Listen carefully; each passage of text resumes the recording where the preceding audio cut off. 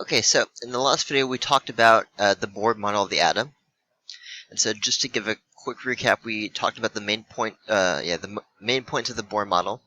So the Bohr model has a nucleus, of course, and the main characteristic of the Bohr model is that we have these discrete energy levels for the electrons, and so the electrons are not allowed to, just orbit wherever they want to. They're only allowed to orbit in these set orbits. The one closest to the nucleus, here it's labeled 1, is called the ground state, and then the electron can become excited above the ground state by gaining energy in some way. Now the way the electron can become excited is either by high temperatures, which you don't typically see asked about in IB questions. But the other way electrons can become excited is by absorbing photons. Now, we talked about that in the last video. In order to be absorbed by the electrons, the photons have to have a certain amount of energy, and the energy they have to have is equal to the difference between two successive energy levels. And we'll talk more about that later on. Now, what happens when electrons become excited is they don't want to stay excited, and so they naturally tend to fall back down to lower energy levels, eventually arriving back down at the ground state. Now, as the electrons fall down to lower energy levels, they lose energy, of course, because they're going to lower energy levels. However, because of conservation of energy, that energy has to come out somewhere. It can't just be, destroyed, and it comes out in the form of what's called a photon, which is a particle of light, or a particle of electromagnetic energy. And so that's just a brief recap of what we talked about in the last couple of videos. We went through these slides. We saw some animations. We did a problem where we calculated how many different possible transitions are possible given a set number of energy levels. I did have some people ask me, what does all this photon stuff have to do with, emission spectra and absorption spectra? But remember, a photon is a particle of light. And so if an electron falls down from a higher level to a lower level and it emits, let's say, a red photon, if that photon goes into our eyes, we see that as red light. And so if you think of, neon gas glowing in a tube, or neon lights in buildings off the highway or something, what's happening is those tubes are filled with neon and they run electricity through them, and that electricity excites the electrons in the neon atoms so that they're constantly bouncing up and down, absorbing energy, giving off photons as they fall back down. And some of those photons happen to be in the red part of the spectrum, and so we see neon glow, that deep distinctive red that everybody knows when they think of neon signs. Okay, so remember, when we're talking about photons, we're talking about particles of light, but that's light that we can possibly perceive. Okay, now the last thing we talked about in the last video was advantages and disadvantages of the Bohr model. Of course, one of the main advantages over the Rutherford model that the Bohr model has is that it is a stable atom. At least, when I say stable, I don't mean in the radioactive sense, but I mean if you follow the laws of classical physics that were known at the time, the electron orbiting the nucleus should spiral into the nucleus, and therefore the nucleus should disintegrate, and that obviously doesn't happen. And so Bohr got around that by making one of his postulates that just doesn't happen with the electrons.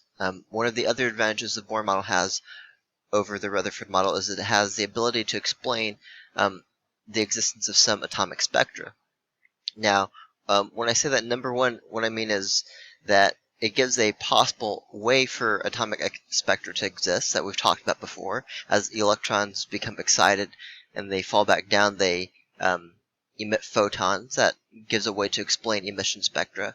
And absorption spectra, remember, you get absorption spectra when you pass white light through a gas and not all of the light comes out the other side. And the reason is the light that comes out of this, out the other side of the gas is missing certain photons that were absorbed by the electrons in that gas. Okay, and so that's why they're missing on the other side. Now, if you are paying close attention and you're thinking about everything we've been talking about, you could ask the question, well, okay, so the gas is absorbing some photons from the white light. When those electrons fall back down, they emit photons. So shouldn't you get all of the light on the other side of the gas anyway, because don't those photons eventually come out anyway, even if they got absorbed initially by the electrons? And the answer is no, and there's something important you need to know about the photons that are emitted by electrons that de-excite. They are emitted in random directions. And so, if you imagine, I don't know if I can draw this very well, but if you imagine, let's say this is a container of gas, and let's say we have white light coming in this way, some of the electrons in here get excited, okay, but the photons they emit when they de-excite tend to go off in random directions.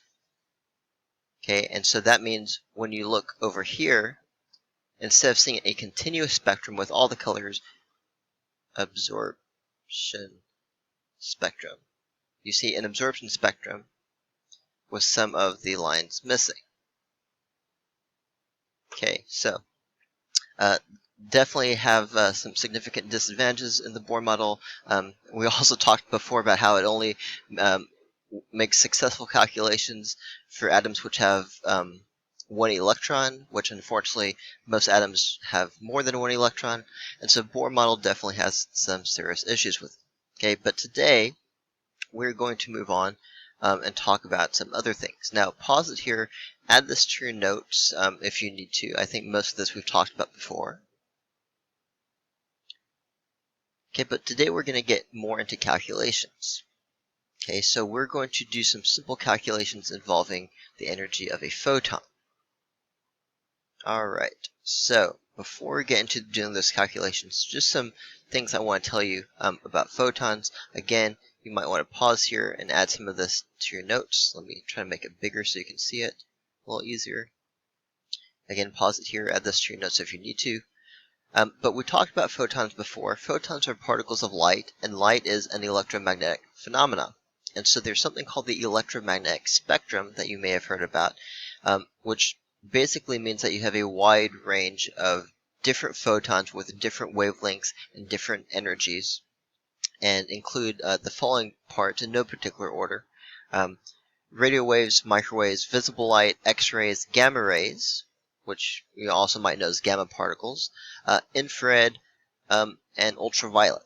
Okay, so these are all different parts of the electromagnetic spectrum, or the EM spectrum, as we say, and these all represent basically the same type of phenomena, just with different energies and different wavelengths. And so you could have, X-ray photons, red photons, blue photons, microwave photons, radio wave photons. You can have little particles of energy at any part of the EM spectrum.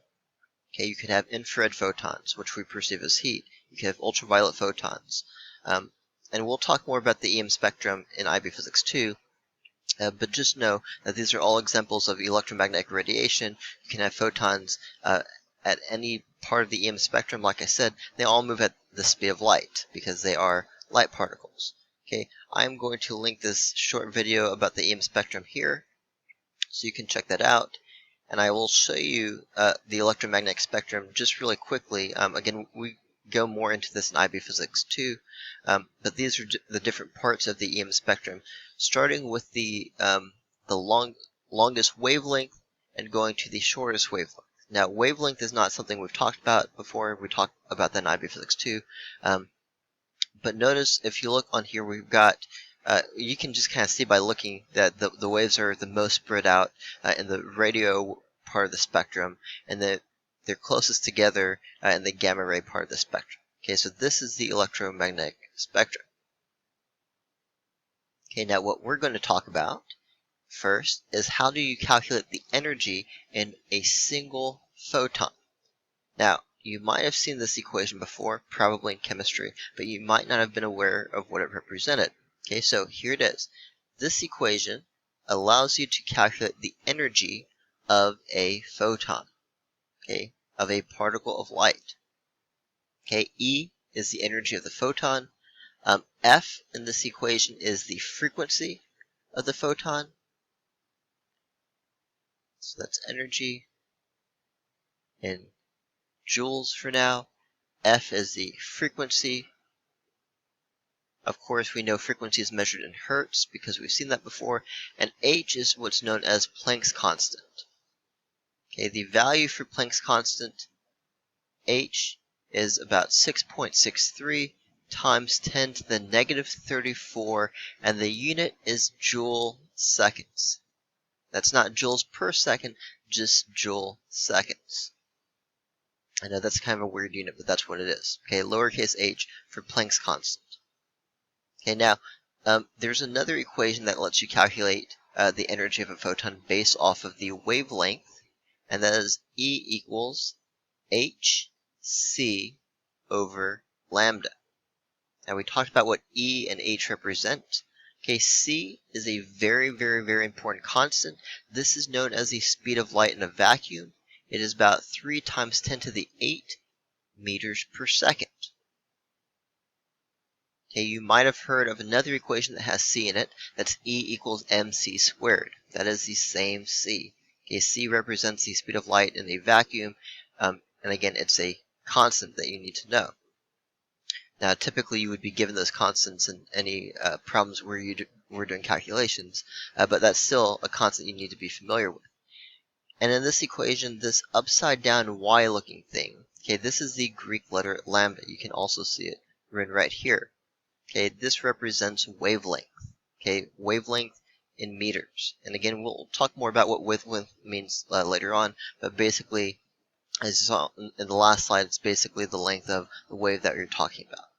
Okay, now these two equations both represent the exact same thing. Which one that you would use just depends on what you're given in the problem. If you're given the frequency, you would use the equation with frequency, and if you're given the wavelength, then you would use the equation with wavelength.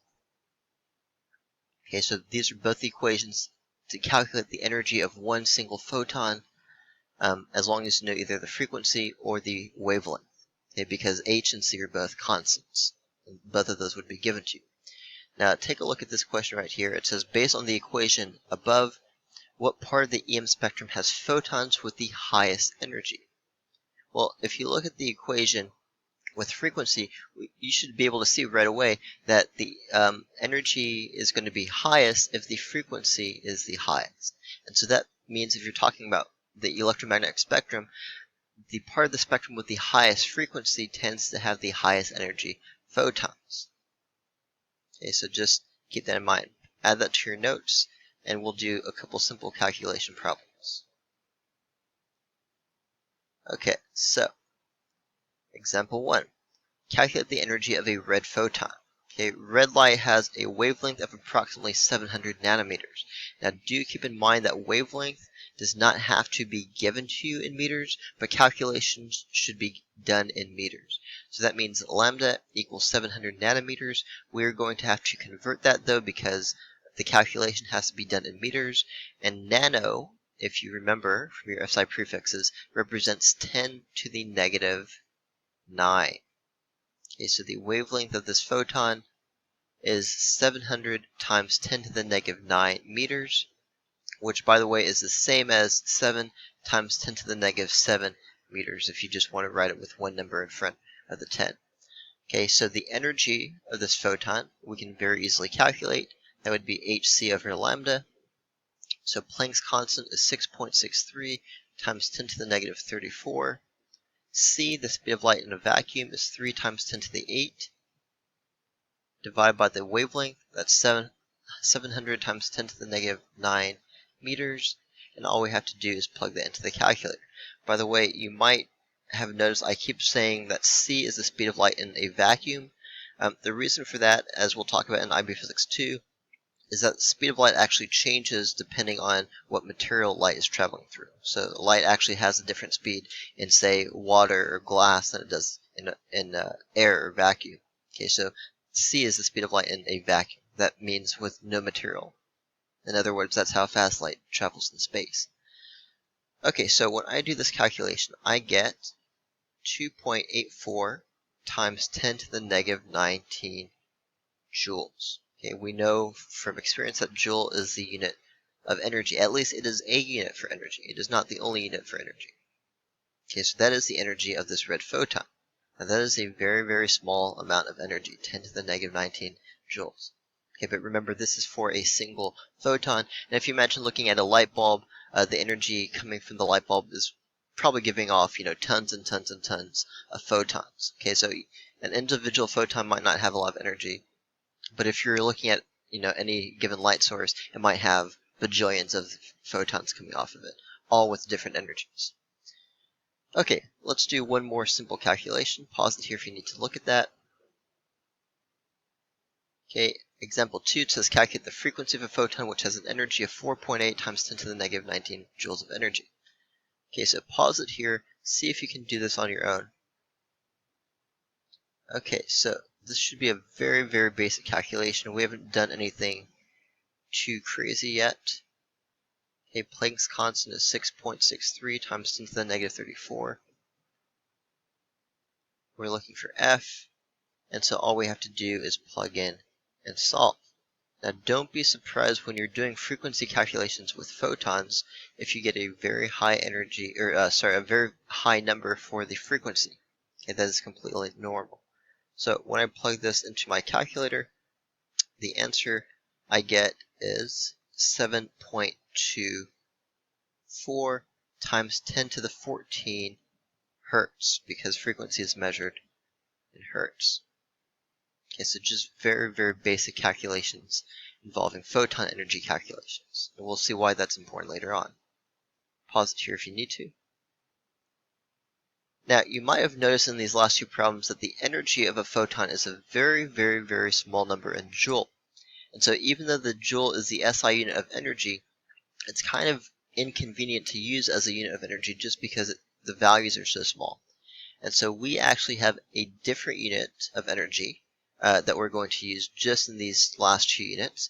And the reason, again, that we like to use this unit of energy is just to make the numbers come out nicer. There's nothing wrong with joules, it's just the numbers are really small when you're talking about the energy of atoms or molecules or photons or whatever. Okay, so we are going to introduce a brand new unit of energy, and that unit of energy is called the electron volt. EV, the electron volt. Okay, so the electron volt is 1 unit of energy. The abbreviation for the joule is a capital J.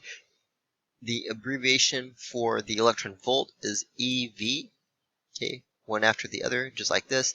1 EV, so 1 electron volt, is a unit of energy equal to 1.6 times 10 to the negative 19 joules. Okay, and so in the last problem, just to show you why this is convenient, the last problem we had a photon energy of 4.8 times 10 to the negative 19 joules. That's a very small number that's kind of inconvenient.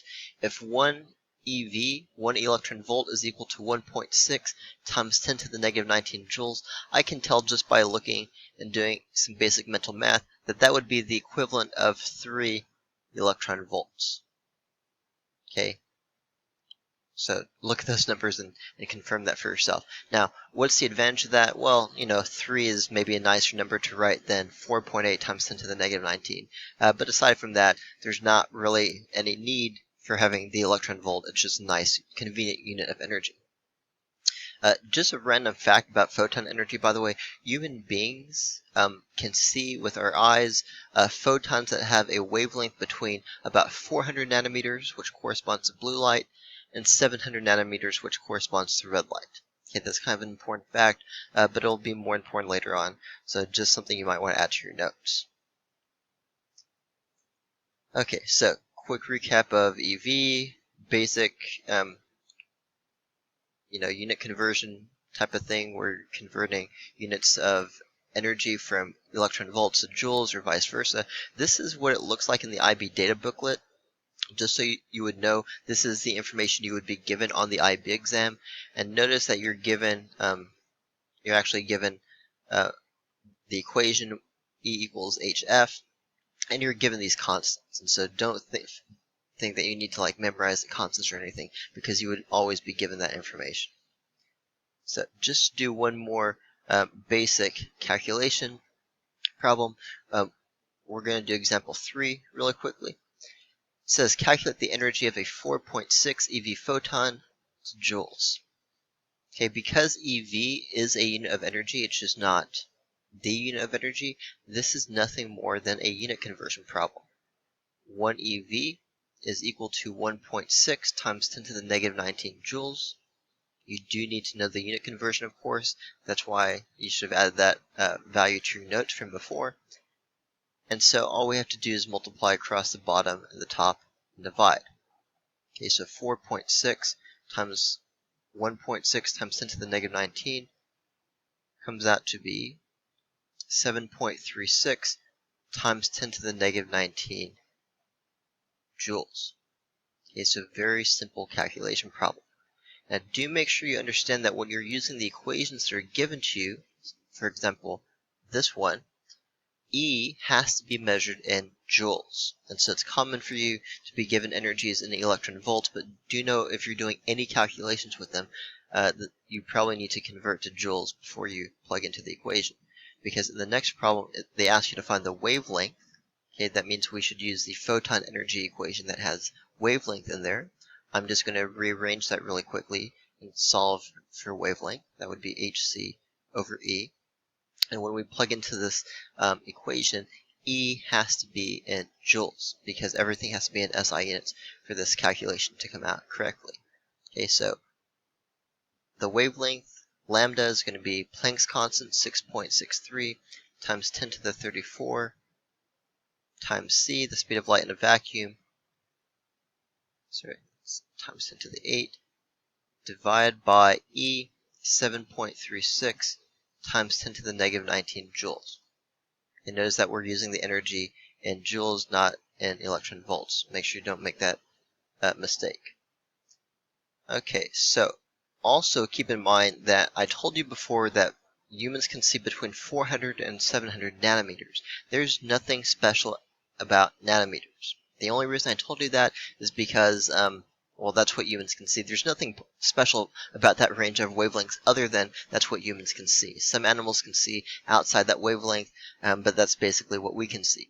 Your answer for wavelength should be in meters. Okay? Just because you see a bunch of information given to you in nanometers doesn't change the fact that everything should be given in meters at the end of a problem.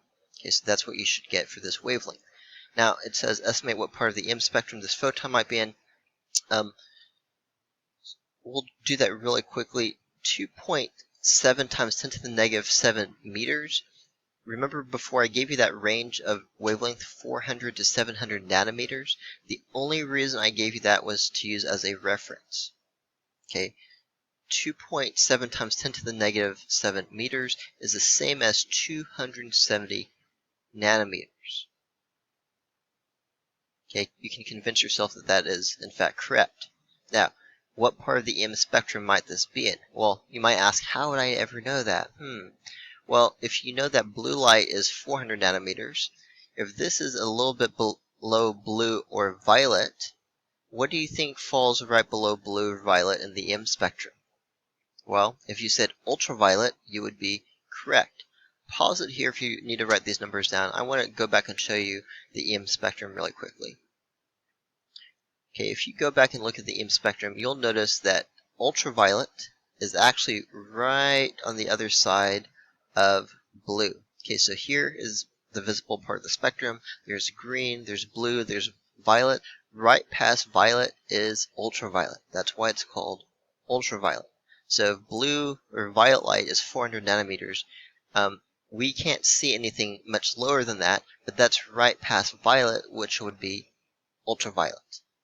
Okay, and so that range of values for wavelengths of visible light is useful as a reference point. Okay, for example, if you had a problem where the peak wavelength was, or the wavelength was like, let's say, 900 nanometers, well, 900 nanometers is right above 700 nanometers, which is red light. Guess what's right past red light in the EM spectrum? Infrared. Okay, it has red in the title. I don't know if you ever realized that, but infrared is right past red. That's why it has the word red in it. Okay, so again, there's nothing special about nanometers. There's nothing special about visible light other than it's a useful reference to know. Because sometimes we'll get IB questions asking you, like, what part of this EM spectrum does this photon fall into? Now, either you could just memorize all the numbers on this chart, which I honestly don't, or you can just use a few numbers like visible light as a reference point. Okay, so those are all basic calculations involving photon energy. You can take a look at this last one, pause it here, and see if you can answer this question. Pay attention to the units. Okay, and here are the answers to this question. Okay, so you should now be able to do basic photon energy calculations. We've not seen how these photon energy calculations tie into the Bohr model, but that's what we're going to be talking about next. We're very close to being done with this unit. Okay, so I think we have one, maybe two more videos, probably just one more video, and then we'll be done with this unit. Okay, so as always, please let me know if you have any questions, and I'll see you guys in the next video.